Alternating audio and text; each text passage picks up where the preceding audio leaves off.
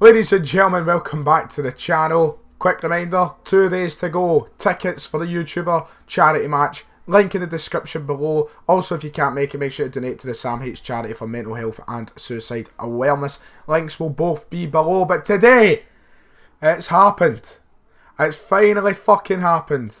After waiting and waiting and waiting and waiting and more waiting and a wee bit more waiting, Celtic have made a fucking signing.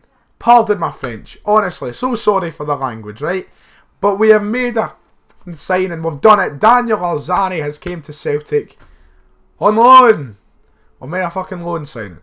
It's a signing nonetheless. So, and to be honest, it basically is a signing. I'm sorry about like my hair sticking up the sides and shit like that. I'm actually just out my bed, to be honest. I woke up to this news and I thought, here's a decent video to make today. Here's a video which people will be interested in and something that is topical. So I decided to do it. It basically is a signing, let's be honest, a 2-year loan deal. We see him here at the club now for 2 seasons. A player who's hopefully going to be very important. Hopefully is going to have bags of quality to bring to the squad. We're hopefully looking at another Patrick Roberts coming into the club here. But when you think about it, in reality, when Celtic sign a great player, assuming he'll be a great player, we keep a hold of them for like 2 or 3 seasons, and then that's when we, let them go on to bigger and better things down in England or wherever they may go. So, making this signing, getting him on loan for 2 years, it's basically what we'd get if we signed him anyway before, if he played well enough moving down to England. So, in reality, I'm treating it as a signing. I'm going to treat it as a signing. Daniel Arzani has came in, a 2-year loan deal. Interestingly, as a stat that I only seen this morning, the youngest player to play at the 2018 World Cup. Which is very interesting to say the least. We're bringing in a guy here who's young, who might not have this quality that we need for the Europa League, but he's played at a World Cup. Hopefully he's got that flair to his game, some excitement to his game. I don't even think he has to be quality-wise amazing. I feel like if he's just someone who can come in, excite the fans, bring something different, and offer something at the Europa League level, we've picked up a pretty good player here. But we're looking at a guy who's just been signed from Manchester City. This is who we are. We have took someone who is signed by Pep Guardiola. If Pep Guardiola is looking at this guy and deciding to bring him into Manchester City, yes, he's loaning him back out for 2 years, but he's not going to get into the first team straight away. That's just reality. But if we're looking at someone who Pep Guardiola has sat down and went, I want him at Manchester City, the English champions, arguably one of the best teams in Europe at the minute. If Pep Guardiola is sitting down and saying he wants him at his club, then surely we are getting someone here who has quality, who has something to his game. Because, Pep Guardiola doesn't just pick anyone. Just go, you, come here. We're hopefully looking at someone who's not going to be a flop, but he's someone who must have quality if Pep Guardiola is wanting to sit down and bring him into his club. So I'm happy we have signed Daniel Arzani, Australian winger. I'm looking forward to seeing what he can do. Oh, fucking hell, my speaker wants to interrupt the videos now. I'm looking forward to seeing what he can do in a Celtic shirt. I think, we needed someone in that position. We needed someone to come in and give kind of Forrest a kick up the arse, but also just offer more options in a game, whether he's playing the bench or starting. Because when we get to that point in the game, 60, 70 minutes through, like we were the other night against Athens, we didn't have any other kind of flair. We never had any other option on the bench who could come on in the wings and make a difference and maybe come on, take a man on, or just bomb down the wing, do whatever. We never really had any other option. So James Forrest has been, kind of in that realm himself, but now there's someone in to challenge him. Hopefully someone who can bring out something new and offer something a little bit different. I'm looking forward to seeing what he can do. I don't know how soon it will be until he's in the first team. I imagine he'll be on the bench for a while. Brendan Rodgers rightfully has a lot of faith in James Forrest, I imagine, at the minute, for his season that he's just came off the back of. He was fantastic last year, arguably Player of the Year. Him and Scott Brown were the 2 best players, and James Forrest probably had the best season of his career as a Celtic player last season. So I imagine Brendan Rodgers still has a lot of faith in him. But Arzani will eventually, I think, come into the team, and if he's good enough, if he brings something that Patrick Roberts brings, then I can see him being in the first team hell of a soon. It's a shame that we had to lose Roberts to Girona. He's not coming back to Celtic, of course. Pity, but we've picked up someone who I imagine will bring something similar and bring that kind of attacking flair. And I just look forward to see what he can do in the park, because I get sick of Forrest quite easily myself. I don't know about you. I just do. I feel like he's still got that inconsistent side to him.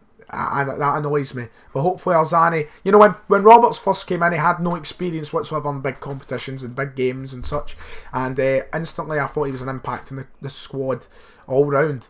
So I'm hoping Arzani does the same. He's not really had the experience in big club competitions. Yes, he played at the World Cup, but he's not had the kind of experience in Champions League games and big Premier League games, stuff like that. He's not had those kind of experiences, but hopefully he just comes into Celtic and he's eager to go, he's hungry to go, and he uses that eagerness, that hunger to just be a great player. That's what I hope to see. So there we go, Daniel Arzani signing on a 2-year deal. Peter Law has made it happen. Brendan Rodgers has made it happen. And we have made one signing. With 2 weeks to go, will we make any more? Will we make any other signings? That's the question. Daniel Arzani's in. Is that where we're going to end it? Because we need defenders desperately. Talking about transfers, we may as well keep this as kind of a Celtic transfer talk video. We're apparently bracing ourselves for 2 bids of 2 of our best players, 2 of the French connection. In fact, you know, we've got Eduardo, we've got Dembele, we've got Ntcham, 2 of them under scrutiny of leaving now. The fact we've been knocked out of the Champions League takes a massive effect on this, because obviously teams that are in the Champions League can take advantage of that. Can say, look, you're not getting Champions League football at Celtic this year, come to us, come our way, come here. Which is incredibly annoying, but I'm fully confident we will keep a hold of both Ntcham and Dembele for the next season. I think when it comes to Dembele especially, this could be the last year we're looking at keeping him. Depends on his fitness and such, obviously, as well, and how he performs this year. I'd love to keep Dembele for as long as possible. He's still got 2 years on his contract, and Ntcham's still got 3 years. If we were to lose them now, it would be a massive blow. I would fucking contemplate it all, because they're just great players. I would hate to lose them. But Marseille are apparently lining up a bid for Mr Dembele. Celtic confident of keeping them though. Apparently they're lining up a bid of £13.5 million, which is a lot of money, and it's money that usually I would hate to say to turn down. I would hate to see Celtic turn down that sort of money, but Mr Dembele is a player that if he can get going this season, if he can stay fit and get goals, he's going to, you know, be a 20 million at least pound player. So I don't see the point in selling him for 13.5. But we have to be careful because his contract's running short. I want to keep him badly. And Ntcham, I've not heard too much about the ins and outs of the deals for him. What club it is, it's interesting how much we're talking. But they're players that we need to try our best to sit them down, talk to them and go, look, I know we missed out the Champions League this season, but we're on our way to doing great things. We can go on in Europa League if you stay with us. We can get to European football past Christmas, which is ultimately the aim. If we got to the Champions League and we finished third in our group, we'd be in the exact same position. And that would be pretty much the best scenario if we got to the Champions League, because finishing first and second in our Champions League group now is, you know, a near impossible feat because of the money spent by the other clubs in the competition. So if we're getting to that same stage, if we're getting to the last 32 of the Europa League, hopefully we can use that as a persuasion to keep Ntcham and Dembele at the club. But I would hate to see the both of them go. If they went, then it'd be all too late for us to go and make you know, good enough replacements. It would be far too late.